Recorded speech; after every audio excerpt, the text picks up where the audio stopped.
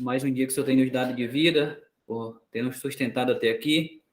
Neste momento, Deus, queremos colocar na Tua presença a vida da professora Sônia, que o Senhor possa estar dando sabedoria para ela.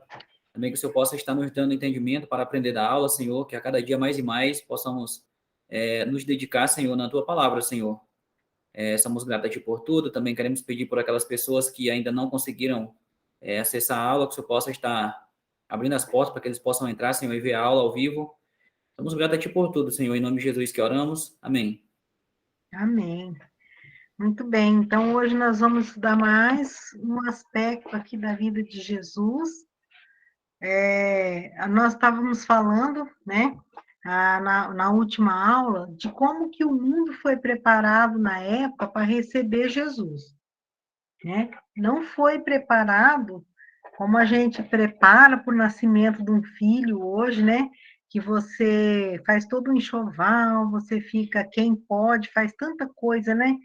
E aí você olha para quando vem o Filho de Deus ao mundo, você vê que o preparativo para receber Jesus aqui nesse mundo não foi nada luxuoso, não foi nada no sentido de agradável, mas Deus queria que aquelas coisas que aconteceram, que existiram na época, fizesse parte do período que Jesus ia nascer. Então, ele chamou aquele tempo de plenitude do tempo. Então, a gente vê toda a Bíblia, quando fala da vida de Cristo, você vê Deus preparando cada detalhe. Algumas coisas emocionantes, outras tristes, mas fazia parte do plano de Deus para a salvação da humanidade, de todo aquele que havia de crer em Jesus como Salvador.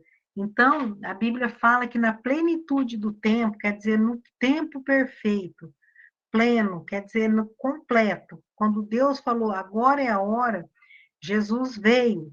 Só que o que seria essa plenitude do tempo?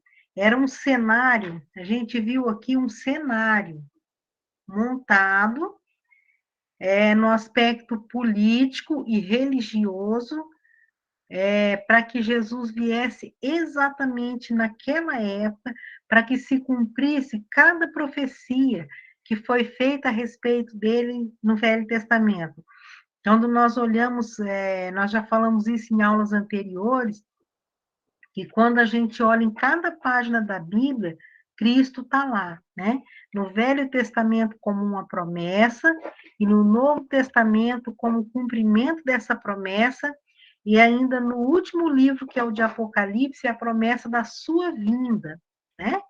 Então, você vê que coisa maravilhosa, como que Deus é perfeito. Então, aqui nós vamos ver que o cálculo preciso de Deus chamou plenitude do tempo, né, o ano em que Cristo nasceu. Vamos ver, então, qual foi o cenário. Vamos dar uma recapitulada, porque daí a gente vai hoje fazer, vamos ver se vai dar tempo, da gente fazer um passeio, um tour, né, por os lugares onde Jesus passou. Então, vamos começar aqui como cenário. Primeira coisa, nós vamos ver que foi a plenitude do tempo, porque foi o tempo certo. Deus preparou todo o cenário do mundo daquela época para o nascimento de Jesus. De que forma? O cenário político foi o momento certo que Deus falou, agora é a hora.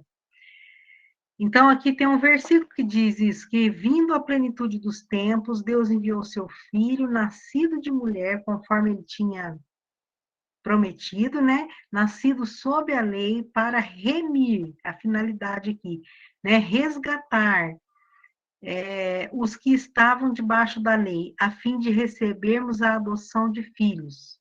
Então, vamos ver que nós encontramos aqui no tempo certo. O que Deus chamou de plenitude do tempo? Lembra que eu falei que houve um período de 400 anos de silêncio, que não houve profecia da parte de Deus para o povo de Israel, que toda a Bíblia fala que toda profecia veio para eles, né? Então, não houve profecia, E foi 400 anos de Malaquias até Mateus de silêncio. E nesse período, coisas aconteciam para a chegada da plenitude dos tempos. Deus nunca parou de agir, porque Deus não para, né? Como Jesus disse, meu Pai trabalha até agora e eu também. Tudo está sendo movido para a plenitude do tempo, preparando o tempo certo para Jesus nascer.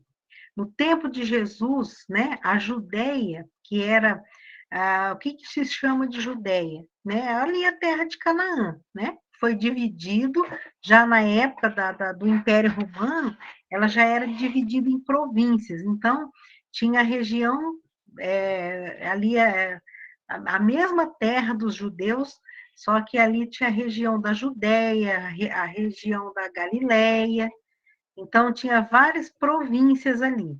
Então, a Judéia, que era ali aonde se reunia, onde estava o templo, partes onde Jesus fez muitas das coisas dele, do ministério dele, estava sob o domínio dos romanos, né? O mundo estava sob a influência do helenismo, que era porque estava saindo da Grécia. O Império Grego tinha sido derrotado pelo Império Romano, né? Fazia já algum tempo. E o que ficou? Ficou o costume dos gregos, né? Ficaram a língua grega, dominava quase todo mundo. Isso aí facilitou para que o Novo Testamento fosse escrito, que é o Novo Testamento que nós temos hoje. O original foi escrito no grego. Então, a língua quase que do Império Romano inteiro estava a língua grega tinha dominado quase que o mundo, né? E antes e durante os 4 séculos de silêncio, surgiram entre os judeus diferentes seitas religiosas e políticas, foi o que a gente aprendeu na aula passada. Então, essas seitas que surgiram nesse período de silêncio, eu até falei na aula passada, foi aquela tentativa que o homem sempre teve de ter uma ligação com Deus.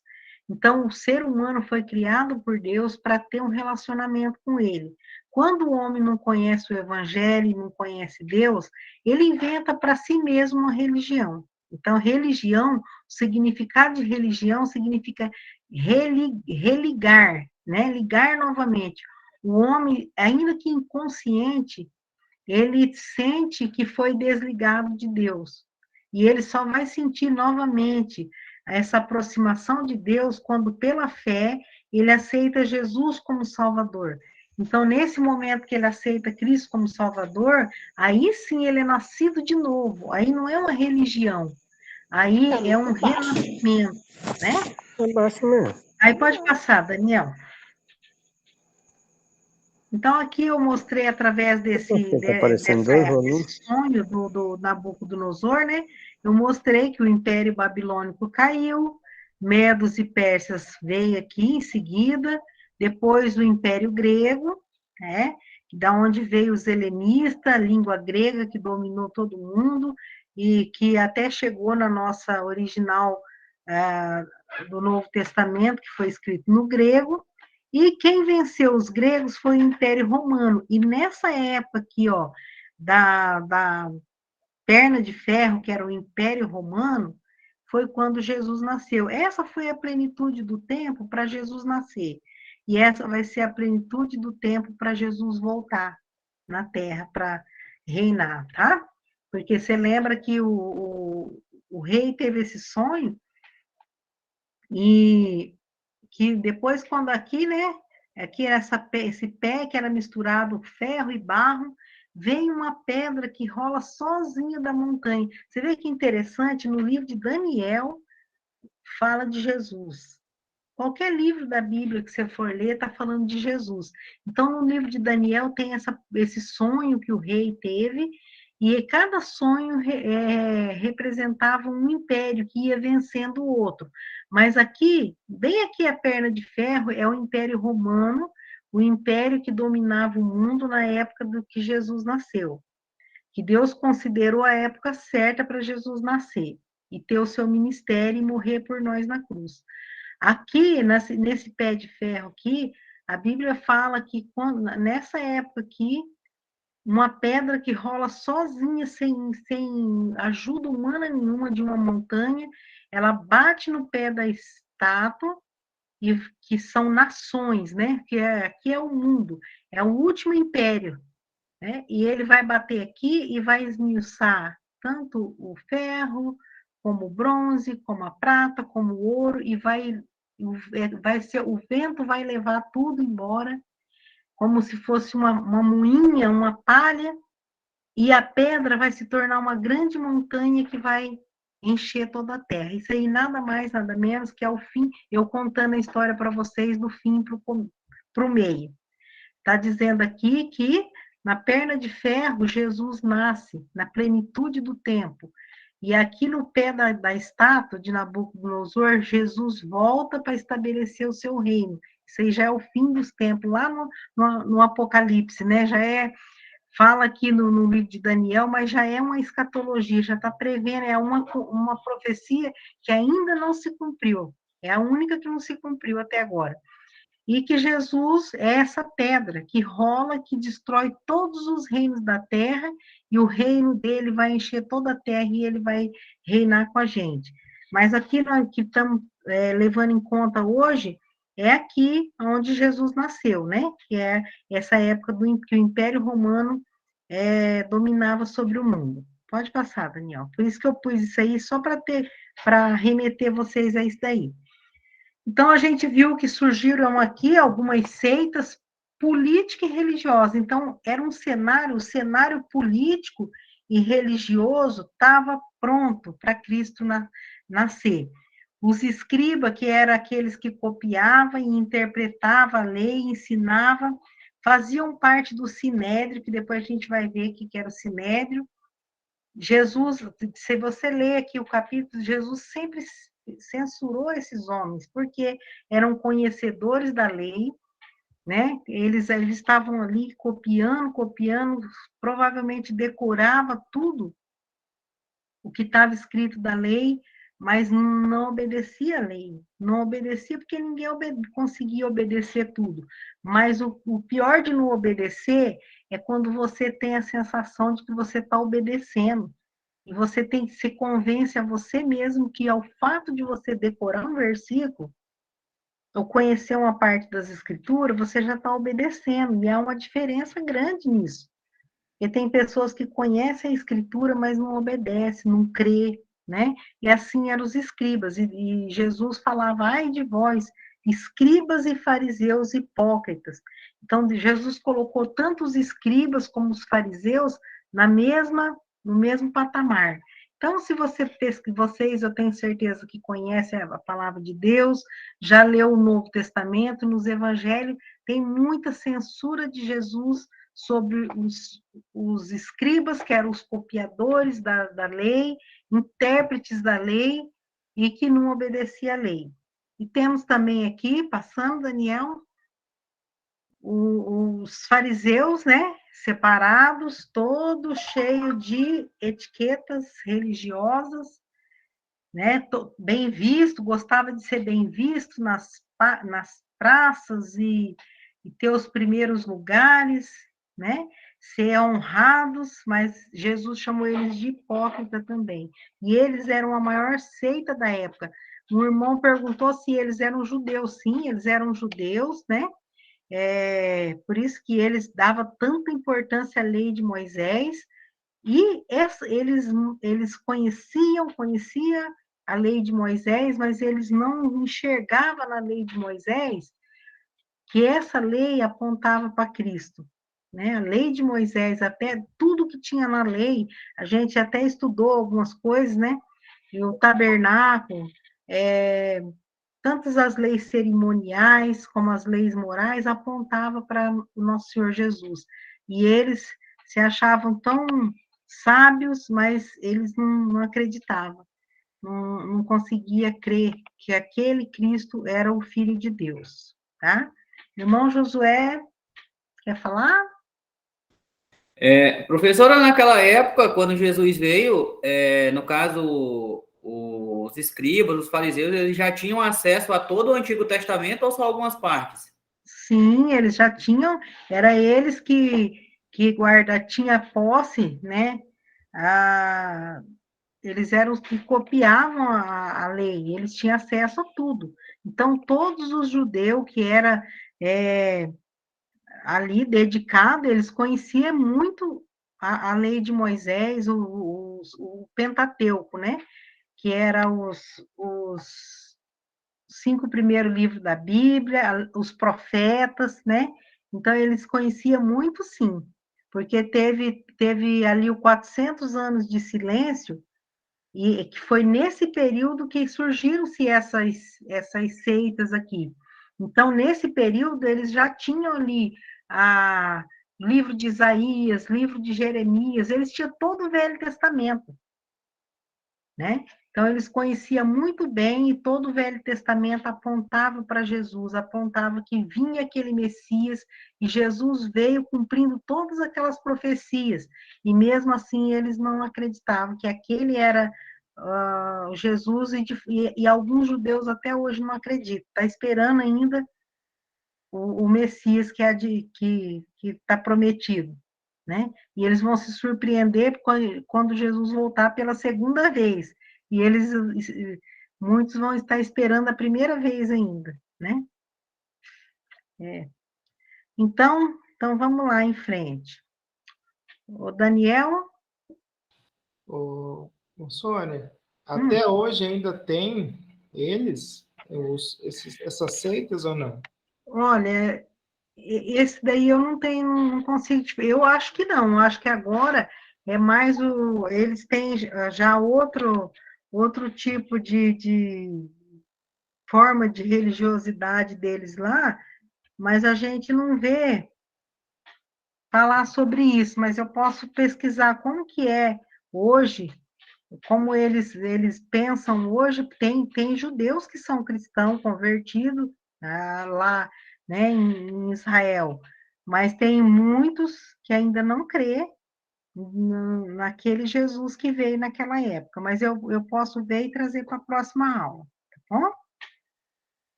Pode passar então, Daniel.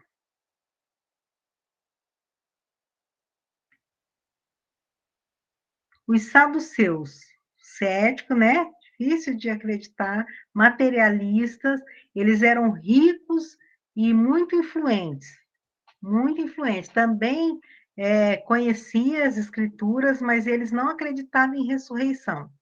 Eles falavam que não havia ressurreição, então eles tinham uma diferença entre os fariseus e os saduceus, porque os saduceus não acreditavam que haveria ressurreição. Mas estava lá também, era uma seita. Engraçado que eles tinham uma parte política e religiosa, porque era uma coisa incrível que ninguém se dava aqui, eu falei na última aula, ninguém se dava, eles não eram companheiros, essas seitas aqui. Mas quando era para acusar Cristo, eles se uniam. Assim é até hoje, né? Pessoas podem não se dar nem bem, mas quando é para acusar um servo de Deus, eles se unem. Tá? Então, os saduceus, vamos ver o que mais que teve. Tá. Teve os essênios. Aqui não é dois, Daniel. Seita política e religiosa, também já aqui já está falando que esses essênios eram políticos, religiosos na época de Cristo. Os essênios, eles eram o segundo mais numerosa seita. Olha só, primeiro, acho que eram os fariseus, né? Separatista também, eles eram, só que eles tinham uma diferença, que eles eram místicos e eles acreditavam em certas misticismo. E eles que eram os guardião dos manuscritos do Mar Morto. Então, a gente acha umas coisas meio estranhas, mas hoje está cheio de coisas desse tipo, né? Muitas coisas parecidas, muitas pessoas que se acham dono da verdade porque eles sabe, algumas coisas que não têm a menor importância para Deus, e eles desprezam a palavra de Deus, que realmente é um manual da nossa fé, da nossa vida. Então, mas estava lá eles simplesmente para atrapalhar Cristo, mas foi preciso, o que eu quero que vocês entendam, o importante aqui não é a gente conhecer tanto essas seitas, porque nós temos uma matéria que chama seitas e heresias, a gente vai estudar bem a fundo essas seitas. O que eu quero que vocês entendam é como era a época que Jesus nasceu. Então, esses 400 anos, quando não houve profecia da parte de Deus, foram surgindo essas pessoas aí, que se levantavam como liderança e começavam a ensinar o que eles acreditavam. Uns achavam melhor que o outro, porque eles escreviam a lei e passavam para o povo. Outros acharam alguns manuscritos e eles detinha esses documentos aí, eles achavam que era eles que eram os verdadeiros, né? Vivia separado ali dos outros, e, na verdade, todos eles negavam Cristo. O que era importante mesmo a gente entender é que eles estavam ali simplesmente para rejeitar Cristo, para se cumprir a profecia sobre o Messias, tá? Próximo, vamos ver. Esse grupo monástico dos judeus, olha, ela está falando desses essênios, de prática ritual e pureza cerimoniosa, assim como também de santidade pessoal. Aqui, ó, de acordo com Jesus, eles tinham o seguinte: enfatizava a justiça, a honestidade e o compromisso. Como toda religião, a religiosidade se você enfatizar a justiça, a honestidade, o compromisso, juntamente com Cristo, isso aí é lícito, é bom. É o que Deus falou para aquele fariseu. É importante que você faça essas coisas sem esquecer aquela outras que são principal, que é crer em Jesus, né? Então, eles enfatizavam a justiça, que eles queriam ser, que eles achavam que eles iam ser salvos porque eles eram justos, eles eram honestos, comprometidos ali com a religiosidade, eles eram muito cerimonialistas, tá? Agora, em desacordo com Jesus, é o quê? Acreditava que aqueles rituais que eles faziam, aquelas cerimônias, né, ia santificar eles e fazer eles justos. Então, você pode olhar que todas essas seitas, se você olhar hoje, tem seitas, religiões hoje, que eles seguem esses padrões aí, né? Não tem esse nome, né? Às vezes até fala o nome de Jesus, fala que crê em Jesus, mas na hora da salvação, eles não creem que a pessoa vai ser salva por crer em Jesus como Salvador.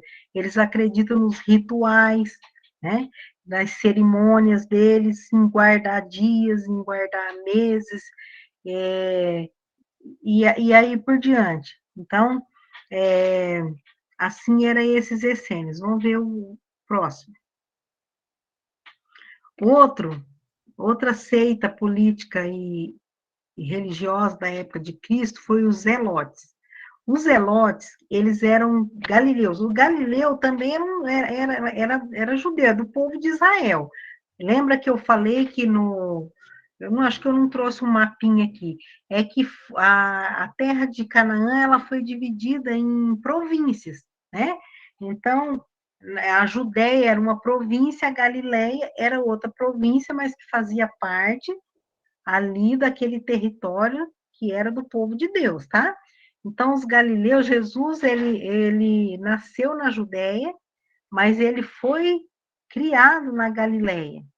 Então, esses zelotes, eles eram galileus e extremistas, né? Se a gente fosse falar, nós não temos religiões lá no Oriente Médio que são extremistas, de tão zeloso do que eles acreditam, eles matam, né? Eles cometem terrorismo, coisas horríveis. Então, esses zelotes aqui, eles acabaram sendo responsáveis pela destruição do templo em Jerusalém naquela época. Passa aí, Daniel.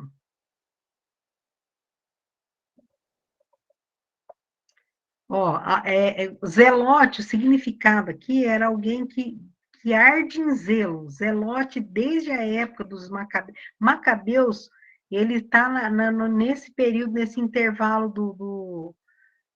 do silêncio, de Malaquias a Mateus, 400 anos, surgiram esse povo macabeus que não está na Bíblia nossa, porque esse livro, tem até um livro que conta a história desses macabeus, mas pode até ser verdade, né? Ter a ver com relacionado com a história do que aconteceu, mas não é inspirado pelo Espírito Santo, mas ele está ali na Bíblia Católica, os livros de Macabeus. Mas a história, os Macabeus existiram mesmo, é nesse período que não teve inspiração ali para escrever a Bíblia, então não está lá na nossa Bíblia, mas o Zelote, desde as épocas dos Macabeus, que eles existiram, esse povo, havia entre os judeus uma classe de homens chamados Zelotes, que era fanaticamente apegada à lei mosaica, a ponto de recorrer à violência. Então, você acha que Deus, alguma vez, ele pensou, né, em tal coisa? Nunca, jamais. Mas o zelo, né? Ele tinha o zelo. Deus é a favor da gente ser zeloso pelas coisas dele. Deus, ele diz que ele quer um povo zeloso. Ele quer que a gente tenha zelo. Mas lá no capítulo, acho que não sei se é 10 de Romanos, é no livro de Romanos, que fala que o povo de Israel, eles eram zelosos de Deus, mas sem entendimento. Então, você ser só zeloso, né? Zeloso do que é de Deus, mas não tem entendimento do Deus para quem é todas as coisas, não tem significado nenhum. Então, eles defendiam, eles eram fanáticos e eles chegavam ao ponto de ser violentos. Próximo, porque você vê que ali tinha muitos inimigos. Ó, para impedir que a religião fosse violada por outros, mais tarde, no entanto, a comunidade judaica passou a usar o seu santo zelo como pretexto para os mais terríveis crimes. Então, uma das coisas que eles queriam achar em Jesus era para poder condenar Jesus, era apoiado na lei. Eles queriam achar alguma coisa que incriminasse Jesus pela lei deles. Então, não os zelotes, mas todos essas seitas aí baseavam-se na religião para eles poder perseguir os outros, para eles poder até cometer crimes, né? Em nome da religião, que é o que acontece muito hoje no Oriente Médio, em outros países. Em nome da religião, as pessoas matam, as pessoas fazem coisas que Deus não está pedindo agora. Nós estamos na época da graça, que Cristo deu a vida dele em favor da nossa. Ele deu a vida dele para que a gente tenha vida e tenha abundância, né? Então, quem deu a vida já foi Jesus. O justo morreu pelos injustos, para nos levar a Deus. Pode passar, Daniel. Outro, né? Outros aspectos da época de Cristo. Aqui não está falando de uma seita, mas é um aspecto. Aqui está falando do nacionalismo. O judeu era o povo mais nacionalista, era não, talvez é ainda, né? Nacionalista do mundo. Não se comunicava com os gentios, né? Vocês estão vendo aqui, né? Um monte de. Aqui é o muro das lamentações, o muro que sobrou, e eles estão tudo aqui, eles se reuniam para lamentar a queda do templo. Então, eles eram muito, vocês vê lá no livro de Atos, quando Pedro foi chamado para ir na casa do Cornélio, levar o evangelho, ele estava resistindo, porque ele já chegou lá, porque Deus falou para ele que era para ele ir lá, pregar o evangelho pro Cornélio, e ele chegou já dando explicação, que ele não podia estar ali porque ele era um judeu e o Cornélio era um gentio. Então, os judeus eles não gostavam de se comunicar nem com gentios e nem com samaritano. Quem que era o samaritano, nós vamos ver daqui a pouco aqui. Então, é um povo nacionalista, porque eles sabiam que eles eram o povo de Deus. Nesse ponto, eu acho interessante, eu acho bom que eles sabiam quem eles eram. E vocês sabem que na nossa vida de cristão, eu sempre falo para minhas meninas, quando a gente está conversando, falo muito para minha filha mais nova, que está fazendo faculdade agora, e eu falo para ela assim: olha, você está indo para um lugar, primeiro ano de faculdade, tudo diferente, em outra cidade, e toma muito cuidado, porque o diabo, a primeira coisa que ele quer fazer com a gente é roubar a nossa identidade, né? Isso aconteceu com Daniel, quando ele chegou na Babilônia, os seus amigos, a primeira coisa foi mudar o nome deles. E então, contra isso, o antídoto contra isso é você saber quem você é, a sua identidade em Cristo. Porque quando você se depara com uma tentação, diante de uma situação que pode te levar a pecar contra o seu Deus, você tem que saber quem você é, que você pertence, que você já foi gerado de novo, que você pertence a Cristo, que você é da família de Deus, do povo de Deus. Eu sou povo de Deus. Então, você tem que saber quem você é. Então, o judeu tinha essa característica, que até certo ponto era bom, porque eles eram nacionalistas, eles gostavam de saber que eles eram o povo de Deus, não era para eles se misturar, se dar em casamento, porque eles eram para manter puro, porque deles ia nascer Jesus. Né? A promessa que Deus fez lá para Abraão no capítulo 12 de Gênesis. Só que eles levaram isso tão a sério que Jesus veio, tá claro no capítulo 3, 16 de João, que Deus amou o mundo, todas as pessoas, de tal maneira que deu o seu Filho unigênito para que todo aquele que nele crê não pereça, mas tenha vida eterna. Mas eles não queriam sair dali, daquela região, da Judéia, para pregar o evangelho para outros povos, porque eles achavam que era só para eles, né? Então, esse era um aspecto da época que eles viviam ali, eles eram nacionalistas, mas só que eles estavam sob o domínio também de Roma. Mas mesmo assim, eles conseguiram ficar ali unido em torno do nacionalismo deles. Pode passar, Daniel. E os romanos, na época, a perna de ferro da estátua do Nabucodonosor, né? Os romanos venceram os gregos e dominaram o mundo. E eles dominaram o mundo daquela época e dominaram os judeus, obviamente, porque, né, chegou nos judeus. Era o povo que dominava os judeus e quase a totalidade do mundo. Eram liderados pelos grandes imperadores chamados de Césares, né? Que um ia morrendo, vinha o outro, e assim foram anos que o Império Romano dominou sobre o mundo.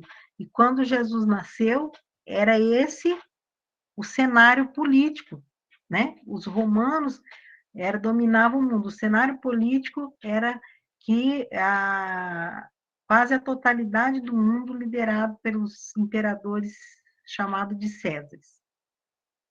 Vamos lá, Daniel? Outro grupo de pessoas que a gente vê aqui na Bíblia, eu estou falando disso porque depois a gente vai falar deles, e eu sei que vocês lêem a Bíblia, vê falar desse povo e fica, mas quem será que são eles? Então, outro aspecto da época de Cristo é que haviam os publicanos. Quem eram esses publicanos? O publicano tem a ver com o ofício deles, com o trabalho deles. Eles eram coletores de impostos, né? É como se alguém trabalhasse na Receita Federal hoje. Só que não é assim. Hoje tem aqui tem uma organização, né? Para cobrar os impostos. Apesar de que a gente não concorda com tanto imposto, mas naquele tempo o negócio era cruel. Eles saíam para cobrar impostos, se a pessoa não pagava, eles iam levando tudo que tinha. Se não pagasse, se não tivesse nada, levava filhos, como escravo, o negócio era terrível. Então, eles eram odiados pelos judeus. Por quê? Porque os judeus achavam que não era justo eles pagar imposto para o César, que era o imperador romano. Então, vocês lembram quando Jesus foi indagado certa vez, que eles perguntaram, o que você acha que é certo para pagar imposto para o César? Né? Porque eles queriam que Jesus respondesse, não é certo mesmo, né? Porque eles são imperadores de Roma, estão mandando aqui no nosso território e a gente tem que pagar imposto para eles. Então, se Jesus falasse isso, eles iam falar, você está traindo o imperador, nós vamos lá falar, denunciar você. Se Jesus falasse, não, é certo pagar imposto para o César, tá vendo? É contra o judeu. Então, não tinha jeito.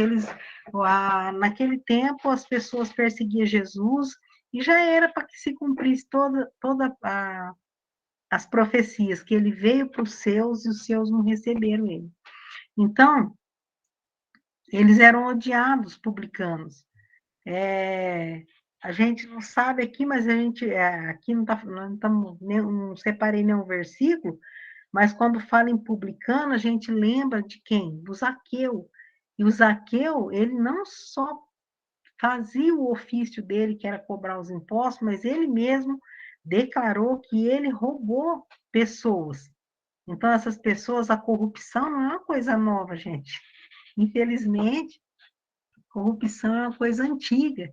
E esses aqui, que eram tipo publicanos, eles eram funcionários públicos do governo romano para cobrar impostos de todas as pessoas do império, inclusive dos judeus. E muitos deles, desonestos, roubavam uma parte para eles. Quando Zaqueu se converteu, ele falou, olha, o que eu roubei, eu vou devolver 4 vezes mais, o que eu tenho, eu vou repartir para os pobres. Então, Jesus falou, a salvação veio para essa casa. Isso significa, não é porque ele está dando que ele roubou, não, isso aí, né, era mais que obrigação dele, mas isso aí era fruto de um coração que recebeu Cristo como Salvador, né?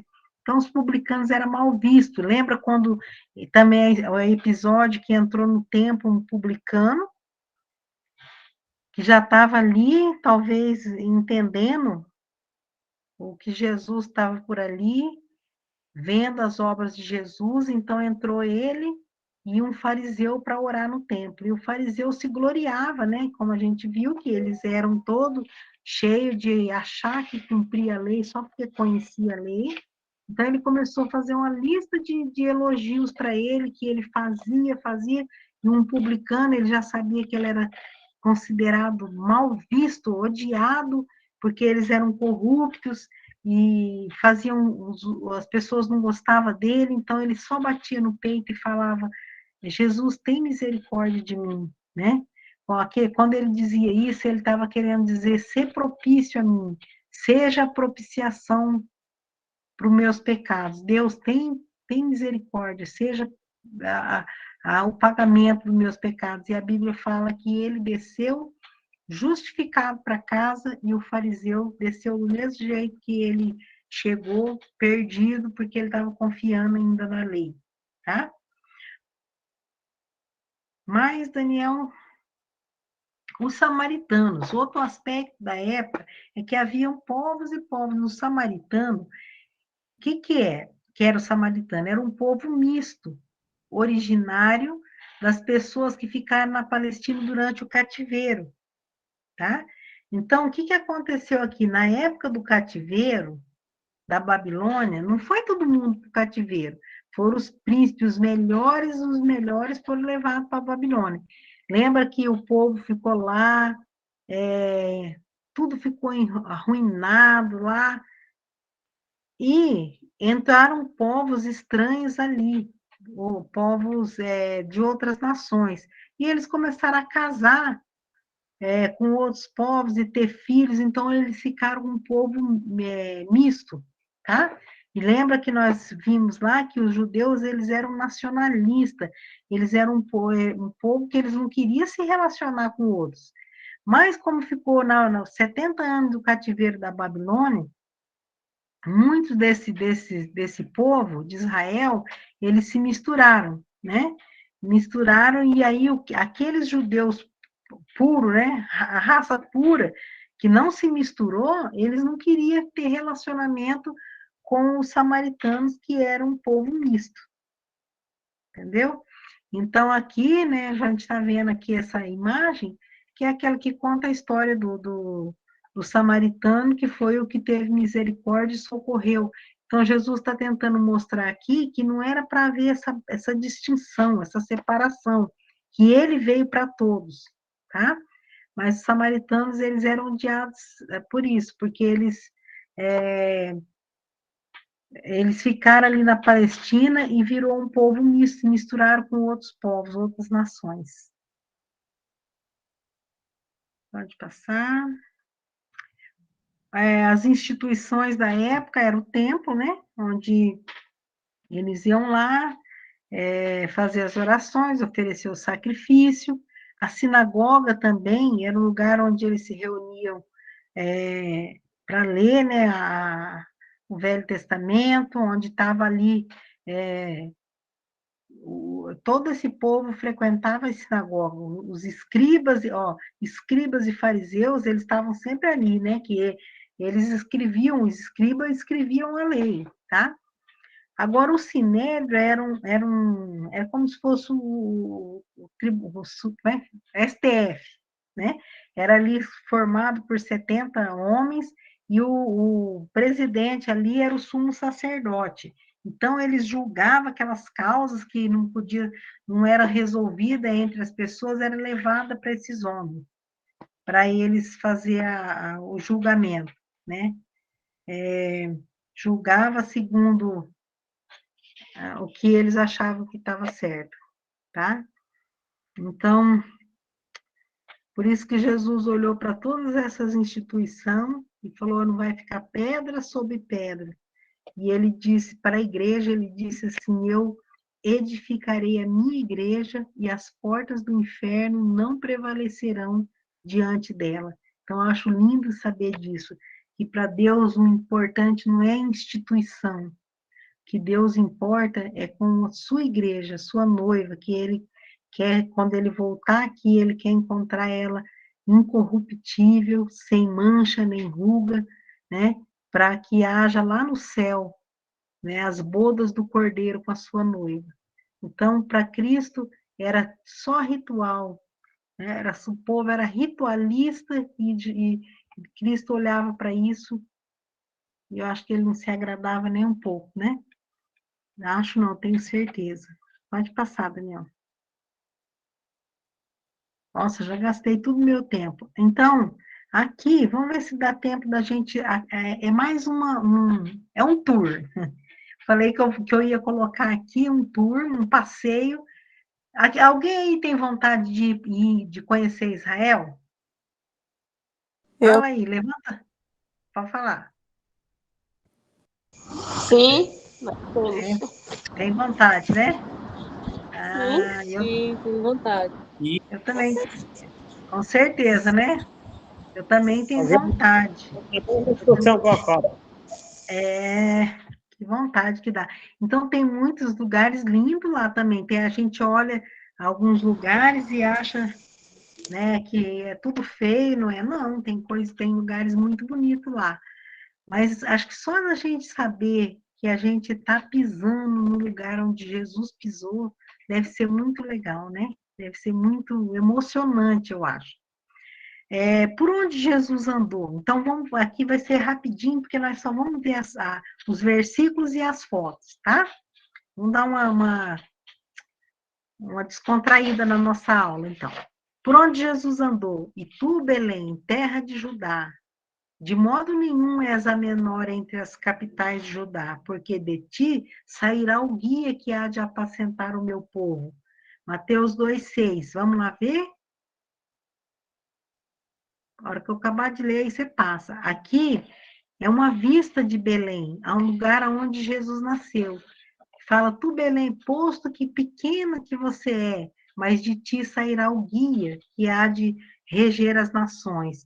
Então, aí, ó, dá para você ter uma visão de como que era Belém, é uma vista de Belém, tá? Vamos agora para frente. Esse aí é de 1997, viu essa foto? Por onde Jesus andou? Vamos mais um lugar. José partiu de Nazaré. Lembra que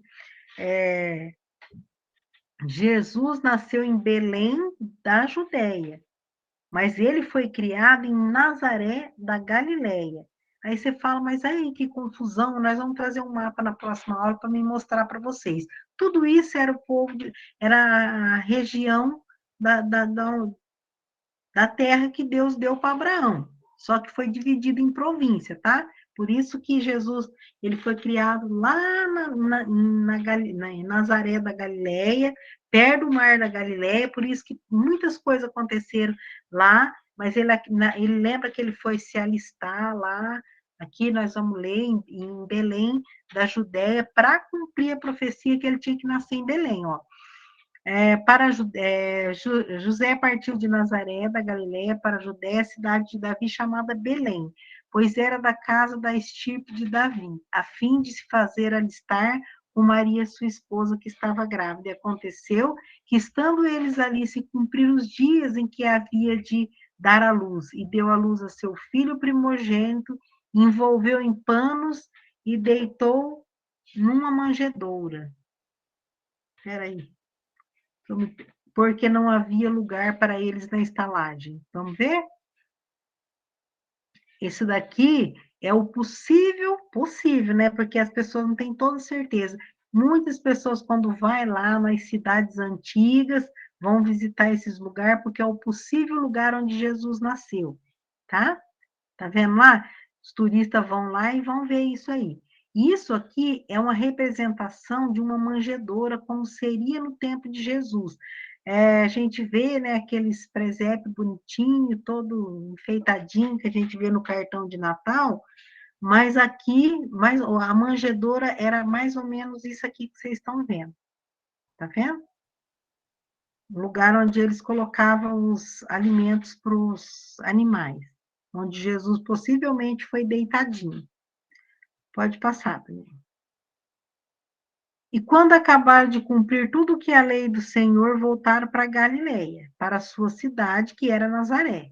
Então, ele nasceu lá em Belém da Judéia, e a hora que eles cumpriram tudo que pela lei do Senhor, voltou para Galileia, para a cidade de Nazaré, porque eles tiveram que ir lá no templo que ficava na Judéia, apresentaram o menino, tudo certinho, aí voltaram para Galileia, cidade de Nazaré.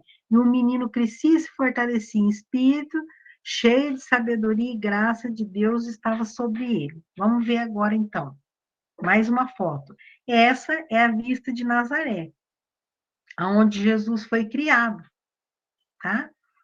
Não tem uma foto melhor, assim, porque talvez, se você pesquisar, você consegue ver novas fotos mais atuais, mas aqui está uma foto, uma vista parcial da cidade de Nazaré, onde Jesus foi criado. Vamos passar mais, fazer mais um tour. Ora, todos os anos ele ia com os pais, ele morava em Nazaré, onde vocês viram, mas ele ia com os pais, a festa da Páscoa, Jesus cumpriu toda a lei, todos esses rituais. Aí você fala, mas escuta, mas a lei, os fariseus não cumpriam a lei e estava errado, porque eles cumpriam, não. Eles falavam que cumpria, porque ninguém cumpriu a lei. O único que cumpriu toda a lei, toda a justiça foi Jesus.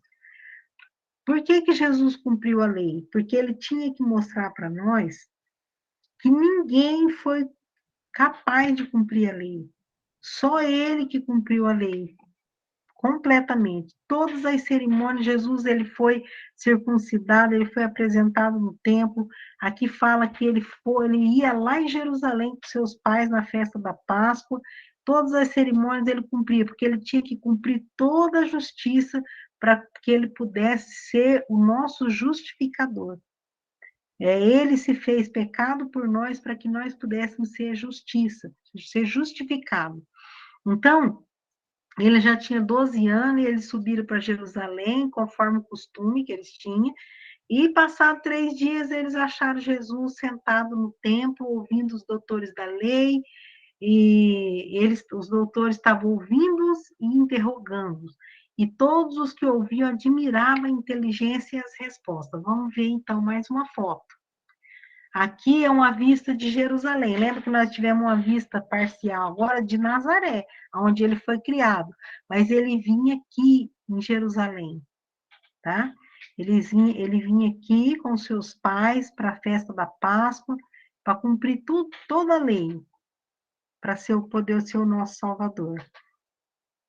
Tem mais alguma, Daniel? Não.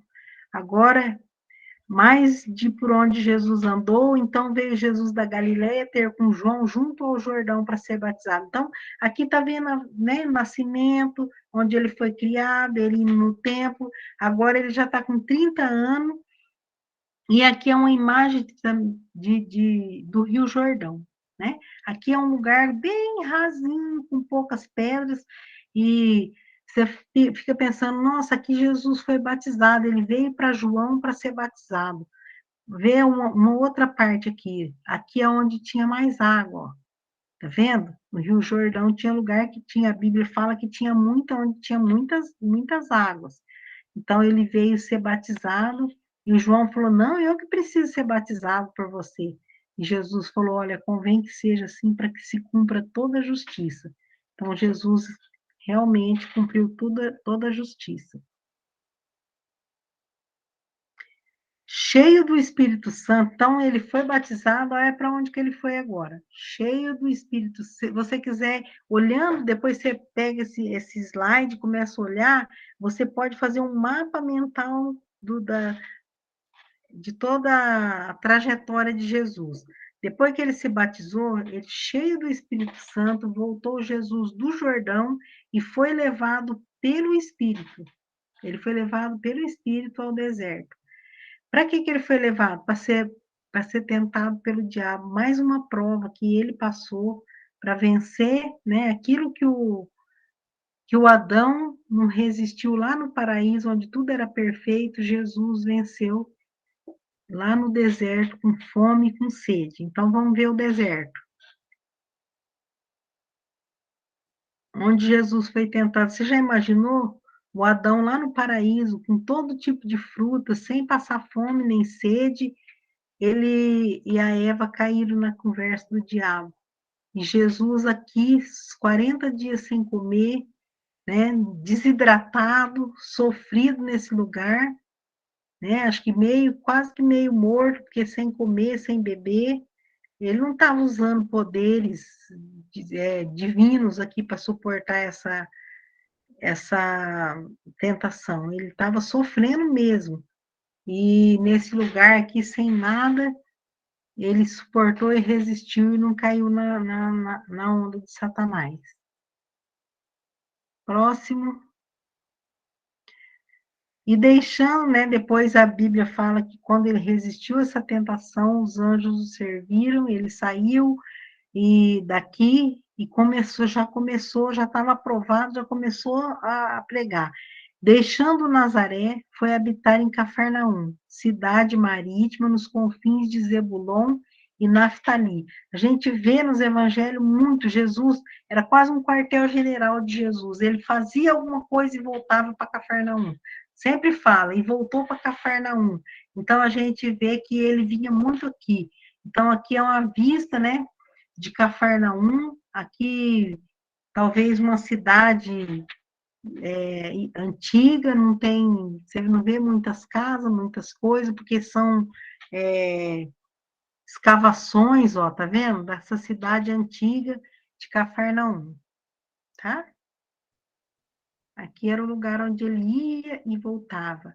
Aqui já é uma parte mais, ó, parece mais bonita, mas são ruínas ainda, ó. É uma sinagoga antiga na cidade de Cafarnaum. Consta que a sinagoga do tempo de Jesus estava nesse local. Já pensou que legal a gente ir nesse lugar e saber que Jesus pisou lá, ó? Uma escavação, acharam e conservado, e fala que possivelmente que é uma das sinagogas onde Jesus frequentou, tá? Isso aí. E andando junto ao mar da Galileia, está acabando, viu, gente? Estou passando 8 minutos já, mas já está acabando. E andando junto ao mar da Galileia, viu Simão e André, seu irmão. Eu gosto dessa parte aqui, gente. Que lançavam a rede ao mar porque eles eram pescadores. Então, Jesus começou aqui seu ministério chamando os 12 homens, que ia ser a primeira igreja, que ele ia ensinar a ser pescadores de homens. Ele disse: vinde após mim, e eu farei que sejam pescadores de homens. E eles deixaram as redes e seguiram. Aqui está a vista do Mar da Galileia. Olha lá. Na verdade, o Mar da Galileia, ele não era um mar mesmo, ele era um lago, né? Vamos ver aqui, tem outra foto. Tem outra foto, Daniel, vamos ver. Ah, não, não tem, não? Volta lá, então. Então, tem um lugar que eu acho que eu... Não sei se eu fiz uma slide que fala que o Mar da Galileia era chamado de mar, mas ele não era um mar, ele era um lago grande e bem... como é que fala? Turbulento. Então, por isso as pessoas chamavam ele de mar. Então, ali aconteceu muitas coisas nesse Mar da Galileia. E Jesus, né, fez a pesca maravilhosa, fez muitos milagres aí. Olha lá, ó. Outra foto, ó. Tá vendo? Uma imensidão. Também uma foto de 1997. Pode passar, Daniel. Você vai encontrar bastante. Vamos mais para frente um pouquinho, já está acabando. Chegou a sua pátria e os seus discípulos o seguiram. E chegando o sábado, começou a ensinar na sinagoga, e muitos ouviam e se admiravam, dizendo: de onde lhe vem essas coisas? E que sabedoria é essa que lhe foi dada? E como se faz tais maravilhas por sua mão? Ele começou em Marcos aqui, você vai ver que ele já começa a fazer milagres, né? E Nazaré é uma outra vista aqui de Nazaré, por um outro ângulo, que ele chegou na sua terra, porque ele nasceu em Belém, mas a terra dele era considerada Nazaré, porque ele passou a infância dele, né?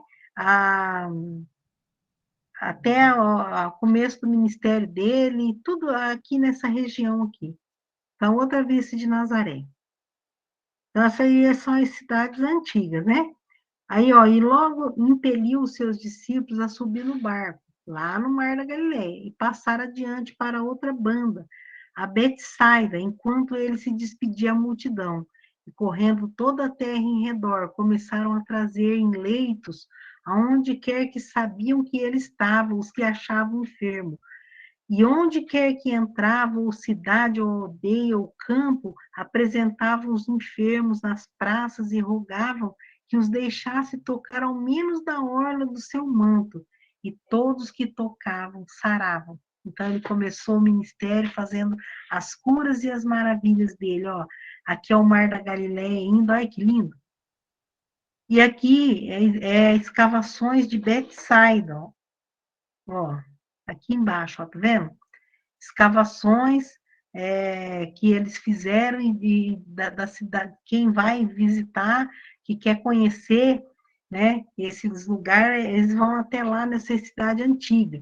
Hoje, Israel tem outros lugares lindos, modernos, tudo, mas isso aqui eu estou mostrando para vocês os lugares antigos, onde Jesus passou mesmo, tá? Vamos lá.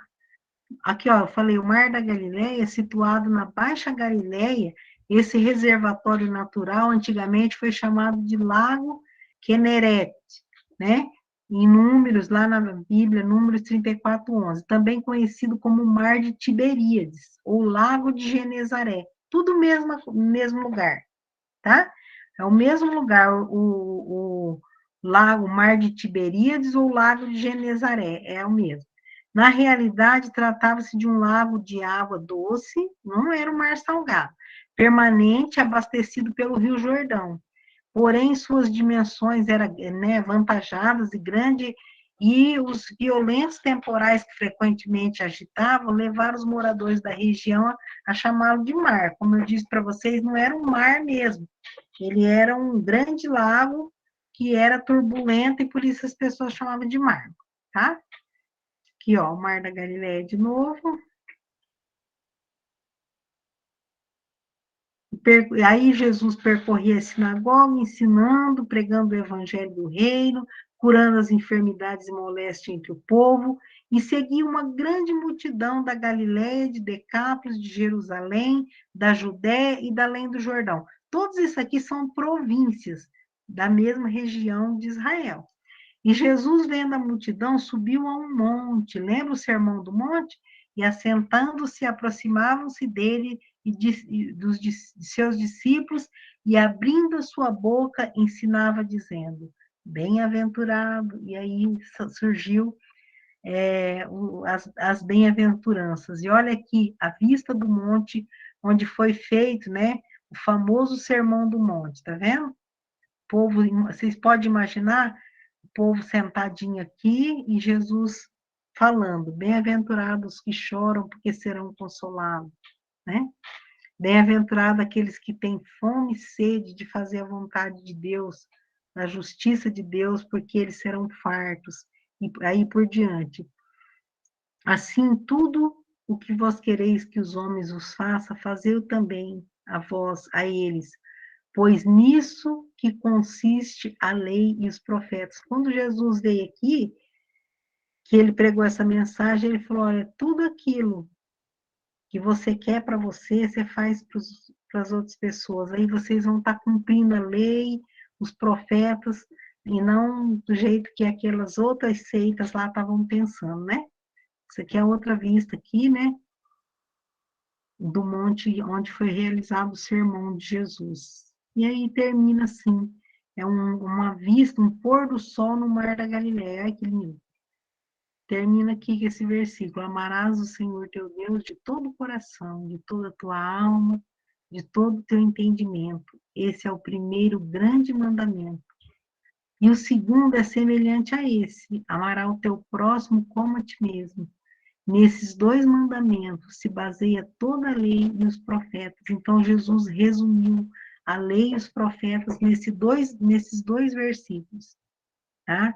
Então, quando a gente aceita Cristo como Salvador e coloca a nossa fé no sacrifício de Jesus, então ele cumpriu a lei. Ele foi o único que cumpriu todas aquelas leis que aqueles homens achavam que cumpria e apenas conhecia, decorava. Então, Jesus, ele não só conhecia tudo, as escrituras, tudo, debatia com aqueles homens com 12 anos, mas ele cumpriu toda a lei. E aí, por que ele cumpriu toda a lei? Porque ele queria mostrar que ele nunca pecou, porque o descumprimento da lei é o pecado.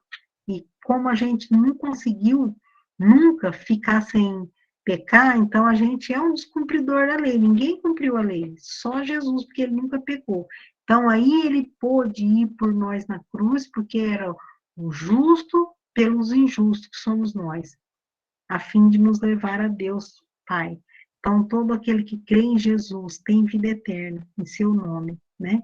Então, a gente viu mais uma parte aqui da história de Jesus, da vida de Jesus, e a gente viu, né, todas essas seitas e religião, que é a tentativa do homem de se religar com Deus, né, de religar através dos rituais, de querer fazer alguma coisa por nós mesmos, é falido, não dá certo. Mas quando a gente coloca a nossa fé naquele que cumpriu toda a justiça e pagou o nosso pecado, então a gente tem vida no nome dele. Amém? Amém. Que Deus abençoe Amém. todos vocês, tá? A Aparecida tá tão quietinha hoje, Aparecida. E daí, tá cansada? Eu tô um pouquinho rouca e tô tossindo, aí eu fico mais quieta, senão dá coceira na Tadinha. garganta. Tá bom, irmã. Melhoras para você, viu? Obrigada. Irmão Josué, conseguiu entender bem a aula hoje? Sim, Márcio. Consegui sim. Muito bem. Josi, tudo certo? Tudo certo. A Fátima, Sim, irmã. Maravilhoso. muito bem. O Anderson, tudo certo? Não tem nenhuma pergunta, Anderson? Tudo certo, irmã. Só na hora que você disse, falando dos judeus, né, que uma boa parte ainda acredita que o Messias vem, Uhum. aqui no município onde eu moro, há uma igreja que eles se baseiam ainda eles se consideram judeus, né, assim, em certas coisas que eles utilizam a Torá, eles se chamam adventistas, eles guardam o sábado, eles utilizam a Torá, eles acreditam que Deus ainda vem, as vestimentas deles é bem diferente, tanto dos homens quanto das mulheres, que eu tenho amigos de trabalho que pertencem a essa igreja, né? E Verdade. conheço alguns. Foi a primeira vez que eu vi, foi quando eu cheguei aqui, que eu não conhecia essa Que coisa. religião deles. São duas, né? Assim, eu creio que é duas. Eu nunca tive ainda coragem de perguntar para uma amiga minha da época de escola, porque eu notei uma diferença, eu não sei se é duas realmente ou se ela é a mesma. Porque é uma dessas, que é uma amiga de escola, ela utiliza bebidas alcoólicas e, segundo ela, a religião dela permite. Ela diz que é permitido. Tanto é que a família dela, todinha que eu conheço, se utilizam e andam em festas. Eu até estranhei. E eles se dizem dessa religião judaica, né? Que eles seguem. E já a outra parte de outras amigas que eu tenho, que seguem quase esse mesmo rito, já eles não andam e nem utilizam bebidas alcoólicas. Eles guardam sábado, só que eles utilizam véu, as roupas, a vestimenta das mulheres são roupas de manga até manga 3/4, não pode ser abaixo disso, tem que ser ou manga 3/4 ou manga comprida. Que Os coisa. homens, desde criança, eles não cortam muito o cabelo tem que ser um pouco grande de criança, e eles têm uma festa que eles chamam Festa de Cabanos, que aqui eu acompanho ela posta, né? Eles vão para um local isolado, montar as cabanas de palha e lá eles fazem tipo um festejo com cânticos lá, evangélicos da religião deles e danças também. Que coisa. Nunca vi esse por aqui, não. Você vê, né? É interessante, Anderson. A Adriana, tem alguma pergunta, Adriana? Não. Então tá bom, querida. O pastor Adilson já saiu? Camila? Acho que já, né, Daniel? Já saíram, já. Ah, então tá bom.